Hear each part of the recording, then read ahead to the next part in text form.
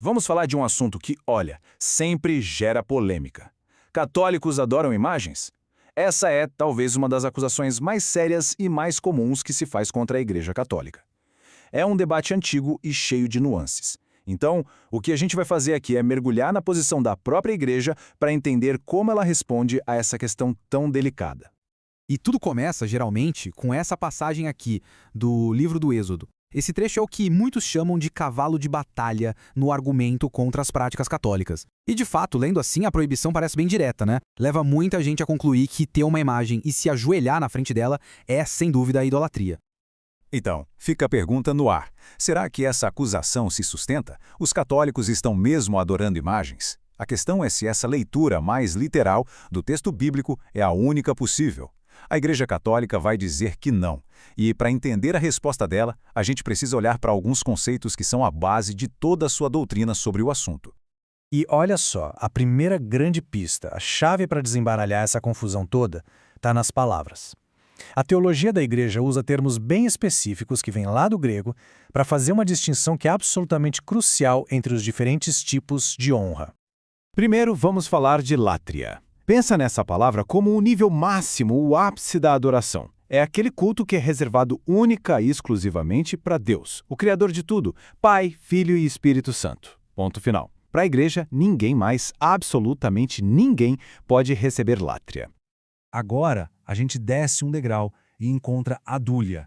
Isso aqui já não é adoração, é veneração, é um respeito profundo, uma honra que se dá aos santos. A ideia é que eles são como heróis da fé, sabe? Amigos de Deus, pessoas que viveram de forma exemplar e que servem de inspiração. E por último, tem a hiperdúlia. O hiper já entrega, né? Significa acima. É uma forma de veneração especial, um degrau acima da dúlia comum. E essa é reservada só para uma pessoa, a Virgem Maria. Isso por causa do papel único que ela teve como mãe de Deus. Mas, e aqui está o pulo do gato, ainda é classificada como veneração. Não é, de jeito nenhum, a mesma coisa que a latria devida a Deus. Certo. Então, com essas palavras na cabeça, latria, dúlia, hiperdúlia, vamos voltar para a Bíblia. Porque o argumento católico é que, se a gente ler a proibição do Êxodo de uma forma super literal e absoluta, a própria Bíblia ia parecer que está se contradizendo. Vamos ver por quê. Olha que interessante isso aqui. No mesmíssimo livro do Êxodo, num capítulo Deus fala, não farás imagem esculpida. Aí poucos capítulos depois o próprio Deus vira para Moisés e ordena, farás 2 querubins de ouro para colocar na Arca da Aliança, o lugar mais sagrado de todos. E agora, como é que fica? Parece uma contradição, não é?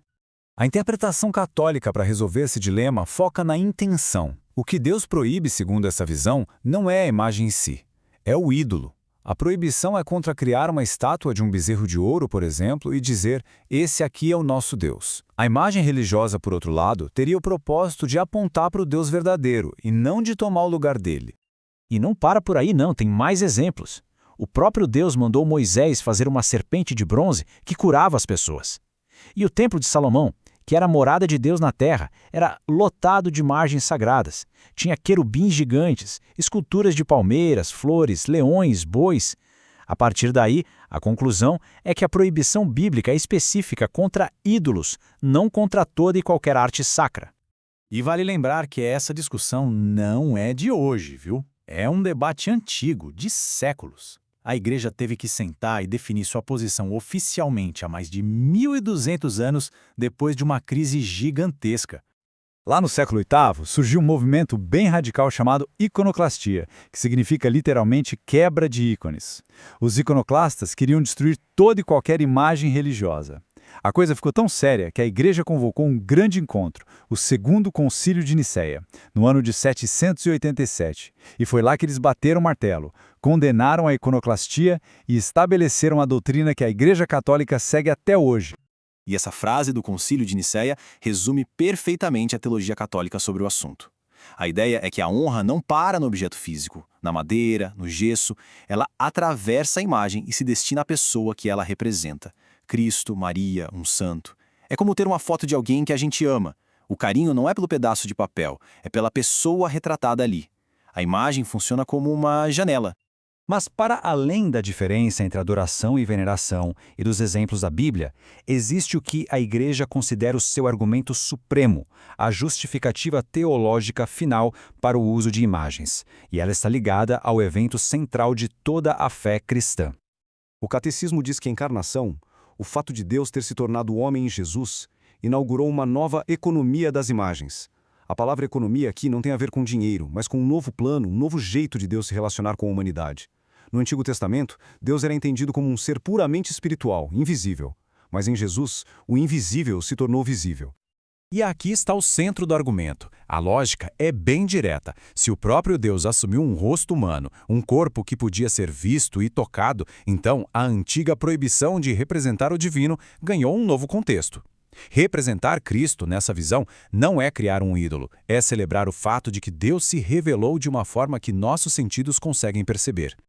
Então, vamos amarrar tudo o que a gente viu aqui. Primeiro, a doutrina católica diz que os fiéis não adoram imagens. A adoração, a tal da latria, é exclusiva para Deus. Segundo, a honra dada a uma imagem é uma veneração, uma dúlia, que se dirige à pessoa representada, não ao objeto. Terceiro, a interpretação bíblica que a Igreja defende é que a proibição se refere a ídolos e não a toda a arte sacra. E por fim, a encarnação de Cristo é a justificação teológica fundamental para tudo isso. No final das contas, essa discussão toda nos leva a uma reflexão mais profunda. Para a visão católica, as imagens sagradas funcionam como pontes, como lembretes visíveis de realidades espirituais que são invisíveis. Elas servem para ajudar a elevar a mente e o coração. E isso nos deixa com uma pergunta para pensar. Qual é, de fato, o papel das coisas que a gente pode ver e tocar na nossa busca por aquilo que está além dos nossos sentidos?